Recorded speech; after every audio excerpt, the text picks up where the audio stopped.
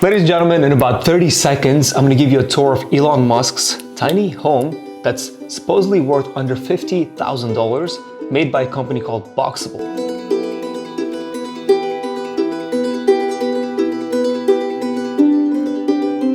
The richest man in the world is living small. Elon Musk has revealed he's living in a foldable home built by a company called Boxable. I'm going to give you a tour of where the world's wealthiest self-made billionaire lives, takes his showers, takes his dumps, sleeps, watches Netflix, whatever you do in your house. And then I want you to come back to this video because I have some news to break to you. News in regards of Elon Musk actually living in this house. He doesn't. He does not live in a Boxable. It was all a myth. So come back because I want to show you Elon's actual primary residence.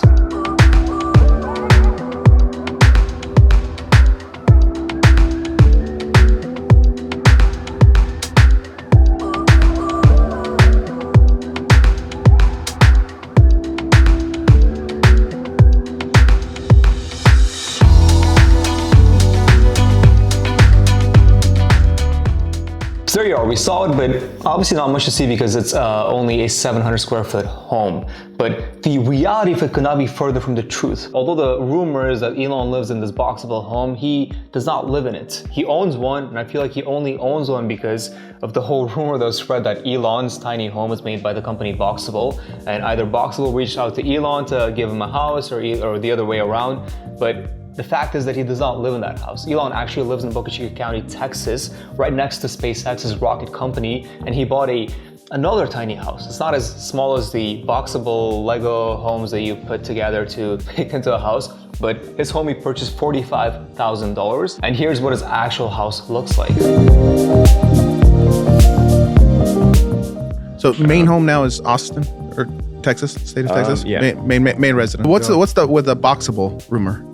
I do actually have a Boxable, yeah. You do? Some prototype Boxable. So although the idea is that it's a tiny home that he purchased $45,000, actually ended up costing him a lot more. I'd say close to $500,000 park, just because, you know, I've done renovations on homes before and I have an idea of how much something like this would cost. And you have to understand that it's not just a house, there's going to be a security system that he added to the property as well. And some of the articles mentioned that he has cameras scattered throughout literally a lot of the palm trees within a 1 or 2 mile radius in that property. So having security guards, having security systems in the house, doing a full gut renovation, adding a room where the garage used to be, solar panels, and a water collection system, that's all gonna cost you a little bit more than $45,000. But the whole idea is that Elon's one of the richest people on earth living in a tiny home. And it's not an extravagant mansion in Bel Air like he used to have. So the next question that we all wanna ask is, why does a man that's worth so much money, that can do anything that he wants to do in life, that can afford anything in this world, choose to live in a tiny house like that?